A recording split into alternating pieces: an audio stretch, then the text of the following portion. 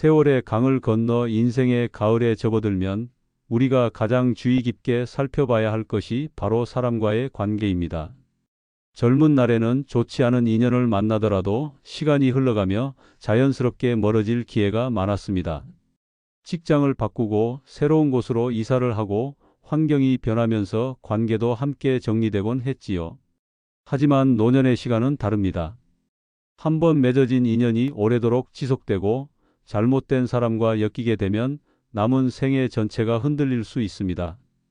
조선 후기의 대학자 정약용은 무릇 천륜의 야박한 자는 가까이에서는 안 된다. 결코 믿을 수가 없다고 경고했습니다. 200년 전 조선의 선비가 남긴 이 말씀이 오늘날에도 여전히 울림을 주는 이유는 무엇일까요? 사람의 본질적인 모습은 시대가 바뀌어도 크게 달라지지 않기 때문입니다. 오히려 현대 사회는 더욱 복잡하고 미묘한 인간관계의 양상을 보이고 있습니다. 정약용의 말처럼 황혼기의 평안을 위해서는 반드시 멀리해야 할 사람들이 있습니다. 우리는 이들의 특징을 정확히 알고 미리 경계선을 그어야 합니다. 그래서 오늘은 정약용 선생의 지혜를 바탕으로 나이 들수록 멀리해야 할 6가지 유형에 대해 이야기해 보겠습니다. 본격적인 이야기에 앞서 구독, 좋아요, 알림 설정 부탁드립니다. 첫 번째 유형. 매사 불만이 많은 사람. 세상에는 언제나 불만으로 가득 찬 사람들이 있습니다.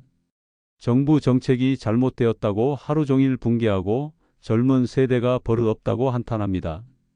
물가가 오르면 세상이 어떻게 돌아간다고 한숨을 쉬고 이웃들의 행동 하나하나에도 불평을 늘어놓지요. 처음에는 그들의 이야기에 공감하며 함께 붕괴할 수도 있습니다. 비슷한 경험이 있고 비슷한 생각을 가지고 있으니까 말입니다. 하지만 시간이 지날수록 그들과 함께 있는 것이 점점 무거워집니다.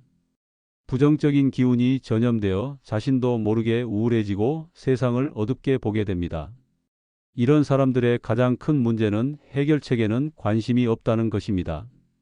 불평하는 것 자체를 즐기고 세상을 탓하는 것에서 위안을 찾습니다. 당신이 건설적인 조언을 해도 그게 그렇게 쉬우면 누가 못하겠어? 라며 부정적으로 반응합니다. 긍정적인 소식을 전해줘도 그것도 잠깐이야, 곧 나빠질 거야 라며 찬물을 끼얹습니다. 더 심각한 것은 이들이 당신의 긍정적인 마음까지 무너뜨린다는 것입니다. 당신이 좋은 일이 있어서 기뻐하면 그런 일은 오래가지 않아라고 말하고 새로운 계획을 세우면 나이 들어서 무슨 일하며 의욕을 꺾습니다.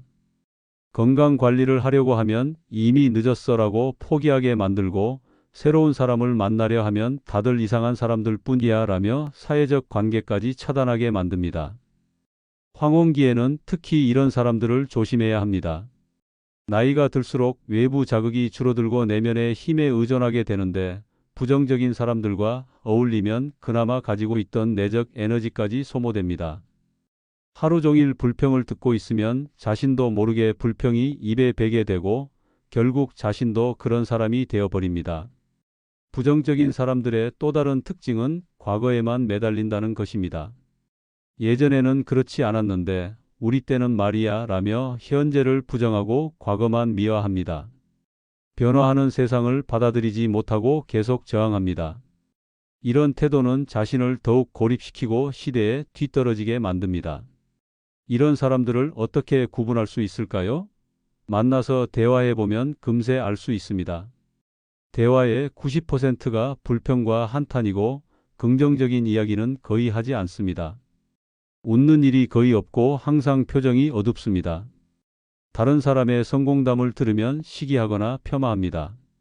미래에 대한 계획이나 꿈이 전혀 없고 오직 현재의 불만만 토로합니다. 정약용은 18년간의 유배 생활 동안 수많은 어려움을 겪었지만 부정적인 마음에 매몰되지 않았습니다.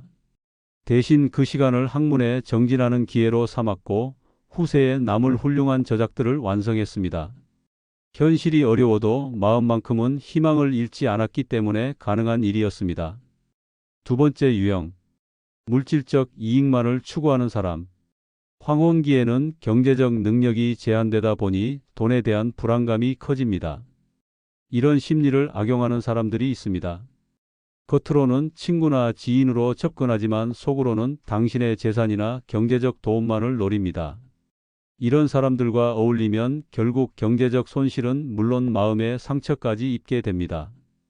돈만 추구하는 사람들의 특징은 뚜렷합니다. 처음 만날 때부터 당신의 경제 상황을 탐색합니다. 어디에 살고 연금을 얼마나 받고 자녀들이 얼마나 잘 사는지 넌지시 물어봅니다. 대화 중에도 돈과 관련된 이야기를 자주 꺼내고 투자나 재테크에 대한 정보를 주고받으려 합니다. 이들은 시간이 지나면서 점점 노골적으로 변합니다. 처음에는 좋은 투자처가 있는데 같이 해보지 않겠냐며 제안하고 나중에는 급한 일이 생겨서 잠시 돈을 빌려달라고 부탁합니다. 거절하면 친구 사이에 그럴 수 있냐며 감정적으로 호소하고 그래도 안 되면 다른 핑계를 대서 계속 접근합니다. 특히 요즘에는 각종 투자 사기나 다단계 판매 등이 성행하고 있어서 더욱 주의해야 합니다. 확실한 수익을 보장한다. 원금 손실 걱정 없다. 지금이 마지막 기회다 같은 말로 유혹합니다.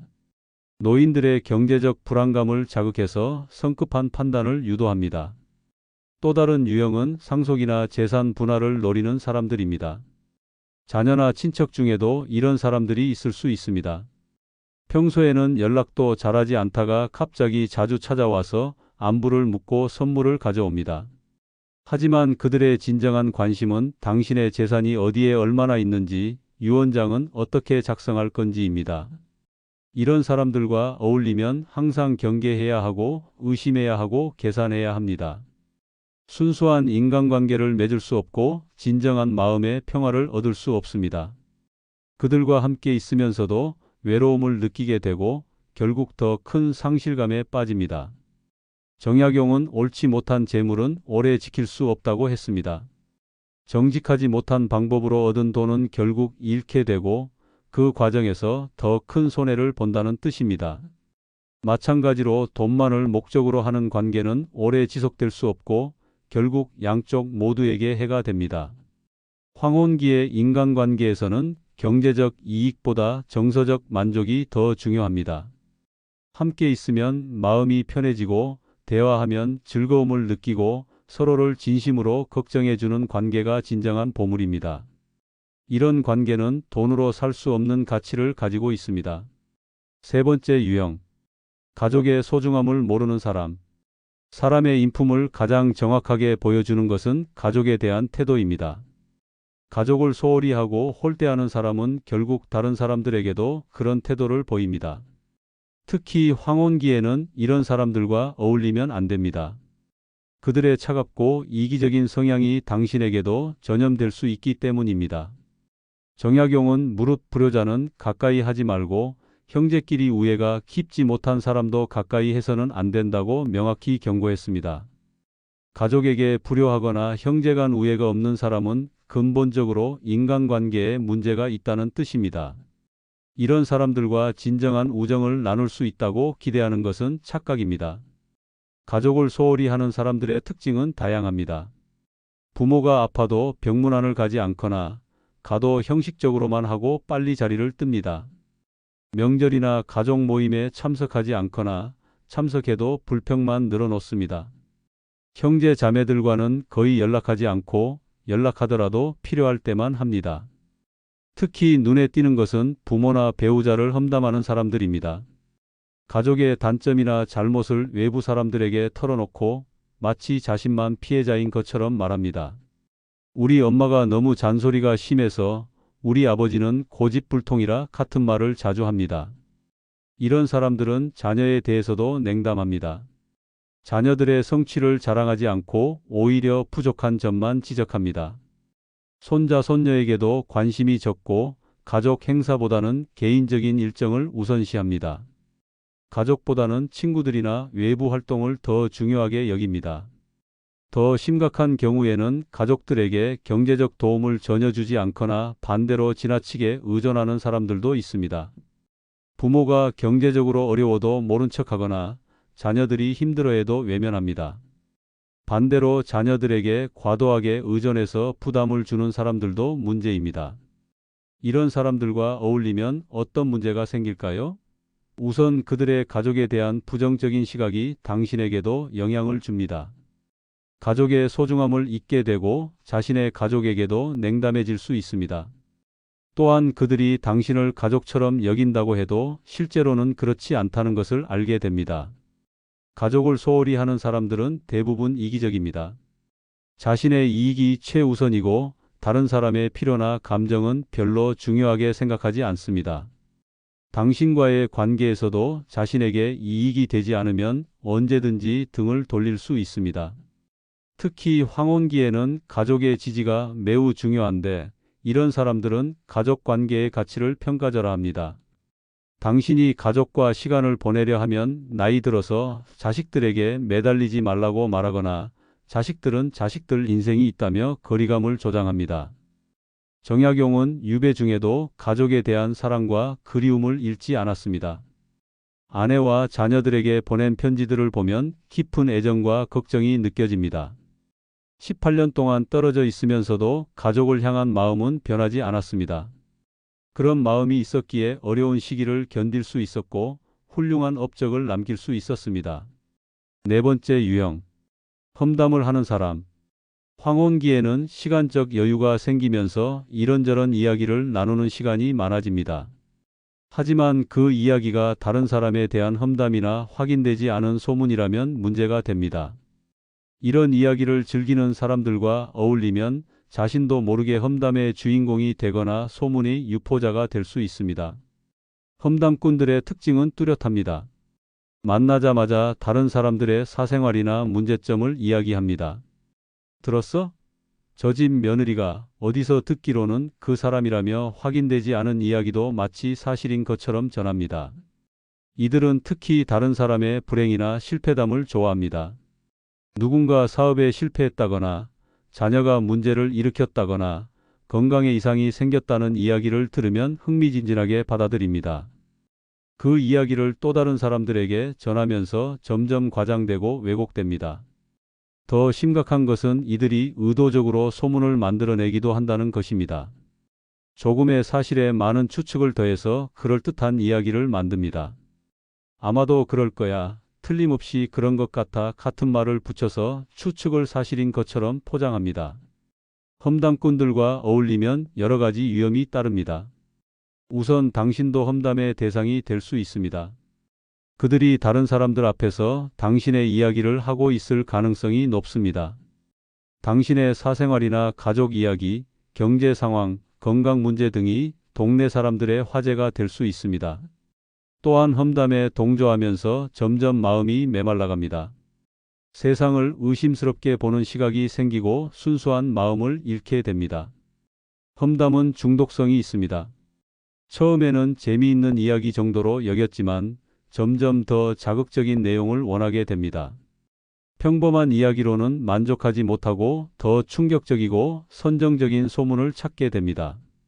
결국 현실 감각을 잃고 루머와 사실을 구분하지 못하게 됩니다. 또한 험담꾼들은 신뢰할 수 없는 사람들입니다. 그들이 다른 사람의 비밀을 함부로 말한다면 당신의 비밀도 함부로 말할 것입니다. 정약용은 비판과 비난을 구분하라. 칭찬과 아첨을 혼동하지 말라고 했습니다. 건설적인 비판과 악의적인 비난은 다르고 진심 어린 칭찬과 목적이 있는 아첨은 구별해야 한다는 뜻입니다. 마찬가지로 정당한 우려 표명과 악의적인 험담은 구분할 줄 알아야 합니다. 정약용은 18년의 유배 생활 동안 많은 부당함과 모순을 목격했지만 함부로 남을 비방하지 않았습니다. 개인적인 원한이나 감정으로 누군가를 헐뜯지 않았습니다. 대신 제도의 문제점을 지적하고 개선 방안을 제시하는 건설적인 비판을 했습니다. 그래서 그의 저작들이 후세에도 가치를 인정받고 있습니다. 다섯 번째 유형, 과거에 매달려 사는 사람. 나이가 들면 자연스럽게 과거를 그리워하게 됩니다. 젊은 시절의 추억, 자신이 활발했던 시기, 사회적으로 인정받았던 때를 그리워하는 것은 정상적입니다. 하지만 과거에만 매달려서 현재를 완전히 부정하고 미래에 대한 희망마저 포기한 사람들이 있습니다. 이런 사람들과 어울리면 당신도 현재의 삶을 즐기지 못하게 됩니다. 과거에 매달리는 사람들의 특징은 대화의 대부분이 옛날에는으로 시작한다는 것입니다. 자신의 젊은 시절 성공담을 반복해서 이야기하고 그 시절의 사회나 문화가 얼마나 좋았는지 강조합니다. 현재는 모든 것이 잘못되었고 젊은 세대는 무능하며 세상은 점점 나빠지고만 있다고 생각합니다. 이들은 새로운 기술이나 문화를 받아들이지 못합니다. 스마트폰 사용법을 배우려 하지 않고 인터넷이나 컴퓨터를 거부합니다. 젊은 사람들의 생활 방식이나 가치관을 이해하려 하지 않고 무조건 비판합니다.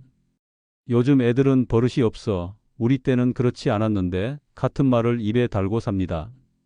더 심각한 것은 이들이 현재의 자신조차 부정한다는 것입니다. 지금의 자신은 무능하고 쓸모없다고 여기고 오직 과거에 영광스러웠던 자신만을 진정한 자신이라고 생각합니다. 현재 할 수 있는 일들을 찾으려 하지 않고 새로운 도전이나 경험을 시도하지 않습니다. 이런 사람들과 어울리면 어떤 문제가 생길까요? 우선 부정적인 에너지에 계속 노출됩니다. 현재에 대한 불만과 과거에 대한 그리움만 반복해서 듣게 되고 점점 현재의 삶이 무의미하게 느껴집니다. 새로운 것에 도전하려는 의욕도 꺾이고 변화에 대한 거부감만 커집니다. 또한 이들은 대화의 상대방을 찾는 것이 아니라 과거를 그리워할 동조자를 찾습니다. 당신이 현재의 좋은 면을 이야기하거나 새로운 계획을 세우면 쓸데없는 일이라며 의욕을 꺾습니다. 젊은 세대와의 소통을 시도하면 저런 애들과 뭘 이야기하겠냐며 단절을 조장합니다. 과거에 매달리는 사람들은 학습 능력도 떨어집니다. 새로운 정보를 받아들이지 않고 기존의 고정관념에만 의존합니다. 세상이 변하고 있다는 사실을 인정하지 않으려 하고 변화에 적응하려는 노력도 하지 않습니다. 결국 시대에 뒤떨어지고 고립됩니다. 더욱 문제인 것은 이들이 자신의 과거를 미화하고 과장한다는 것입니다. 실제보다 훨씬 성공적이었던 것처럼 이야기하고 어려웠던 부분은 생략하거나 축소합니다. 현실과 동떨어진 이야기를 반복하면서 점점 허상에 빠져듭니다. 정약용은 75세로 세상을 떠나기까지 계속해서 새로운 것을 배우고 연구했습니다. 과거의 성취에 안주하지 않고 끝까지 학문에 정진했습니다. 유배에서 돌아온 후에도 과거를 원망하지 않고 남은 시간을 최대한 활용했습니다. 그래서 그의 말년 작품들도 초기 작품 못지않게 뛰어납니다. 6번째 유형. 아첨하거나 이용하려는 사람. 황혼기에는 사회적 지위나 권력이 예전만 못하더라도 여전히 경험과 지혜, 그리고 어느 정도의 경제력을 가지고 있습니다. 이런 것들을 노리고 접근하는 사람들이 있습니다. 겉으로는 공손하고 친절하지만 속으로는 당신을 이용하려는 목적을 가지고 있습니다. 이런 사람들을 제대로 구분하지 못하면 큰 낭패를 볼 수 있습니다. 아첨하는 사람들의 특징은 지나치게 친절하다는 것입니다. 처음 만났는데도 마치 오래된 친구처럼 행동하고 과도한 칭찬과 존경을 표합니다. 어르신 같은 분을 만나 뵙게 되어서 영광입니다. 정말 지혜로우시네요. 존경스럽습니다. 같은 말을 자주 합니다.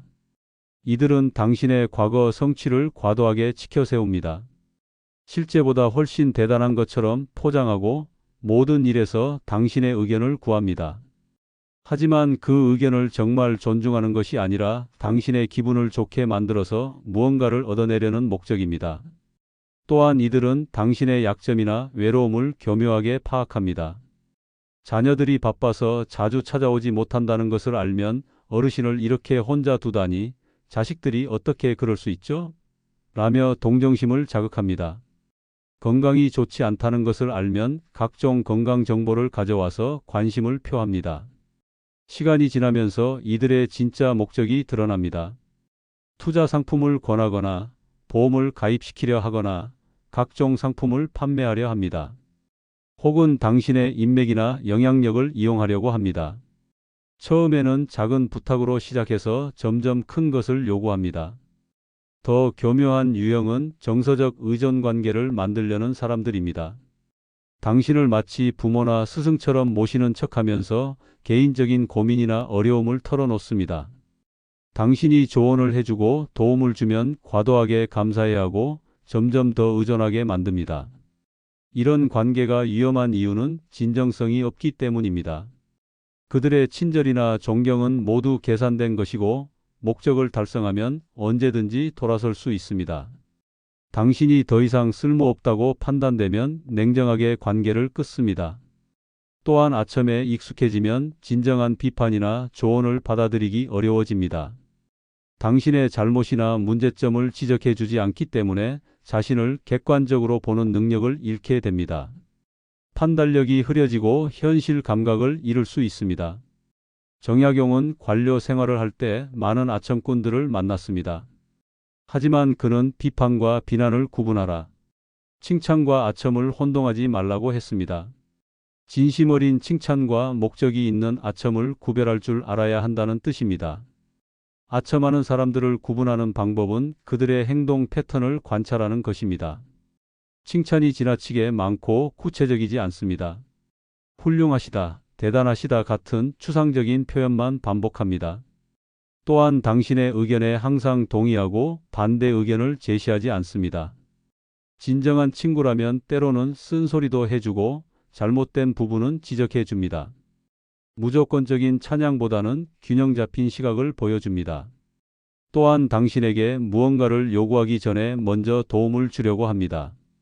지금까지 황혼기에 절대 어울리면 안 되는 6가지 유형의 사람들을 살펴보았습니다. 끊임없이 불평하는 사람, 돈만 추구하는 사람, 가족을 소홀히 하는 사람, 험담을 퍼뜨리는 사람, 과거에만 매달리는 사람, 아첨하거나 이용하려는 사람들입니다. 이런 사람들을 피해야 하는 이유는 단순히 그들이 나쁜 사람이어서가 아닙니다. 황혼기에는 시간과 에너지가 제한되어 있고 잘못된 관계로 인한 스트레스나 상처를 회복하기 어렵기 때문입니다. 또한 부정적인 영향을 받기 쉽고 한번 망가진 평온을 되찾기 힘들기 때문입니다. 그렇다면 어떤 사람들과 어울려야 할까요? 긍정적이고 건설적인 사람, 서로 도움을 주고받을 수 있는 사람, 가족을 소중히 여기는 사람, 다른 사람을 존중하는 사람, 현재를 받아들이고 미래에 희망을 가진 사람, 진실하고 솔직한 사람들입니다. 이런 사람들과의 관계는 시간이 지날수록 더욱 깊어지고 소중해집니다. 서로의 아픔을 위로해주고 기쁨을 나누고 지혜를 공유합니다. 외로움을 달래주고 삶의 의미를 찾게 해주고 마지막까지 함께할 수 있는 동반자가 됩니다. 하지만 좋은 사람들과 관계를 맺기 위해서는 먼저 자신이 좋은 사람이 되어야 합니다. 다른 사람의 단점만 찾지 말고 자신의 모습도 돌아보십시오. 혹시 자신도 피해야 할 유형 중 하나가 되지 않았는지 점검해 보십시오. 불평만 하고 있지는 않은지, 다른 사람을 이용하려고 하지는 않은지, 가족을 소홀히 하고 있지는 않은지, 험담에 동조하고 있지는 않은지, 과거에만 매달리고 있지는 않은지, 다른 사람에게 아첨하거나 아첨을 즐기고 있지는 않은지 솔직하게 자신을 돌아보십시오. 정약용이 75년의 생을 마감하면서 남긴 것은 원망이나 후회가 아니라 감사와 사랑이었습니다. 어려운 시기를 겪었지만 좋은 사람들과의 관계를 통해 위로를 받았고 그 사랑을 후세에 전했습니다. 그의 마지막 시를 보면 아내에 대한 깊은 사랑과 가족에 대한 그리움이 느껴집니다. 황혼기의 인간관계는 양보다 질이 중요합니다. 많은 사람을 알고 지내는 것보다 몇 명이라도 진심으로 마음을 나눌 수 있는 사람이 있는 것이 더 소중합니다. 피해야 할 사람들을 멀리하고 좋은 사람들과 깊은 관계를 맺으십시오. 그리고 무엇보다 자신의 마음의 평화를 지키십시오. 다른 사람 때문에 마음이 어수선해지거나 화가 난다면 그 관계는 재고해 볼 필요가 있습니다. 함께 있으면 마음이 편안해지고 행복해지는 사람들과 시간을 보내십시오. 인생의 마지막 장을 아름답게 장식하는 것은 화려한 성취나 많은 재산이 아니라 따뜻한 인간관계입니다. 서로 사랑하고 존중하며 마지막까지 함께할 수 있는 사람들이 있다면 그것이 바로 인생의 진정한 성공입니다. 오늘의 이야기가 여러분의 지혜로운 황혼기 생활에 작은 도움이 되었기를 바랍니다. 좋지 않은 사람들로부터는 거리를 두고 좋은 사람들과는 더욱 가까워지는 선택을 하시길 바랍니다. 그래서 여러분의 황혼이 진정으로 평안하고 아름답기를 기원합니다.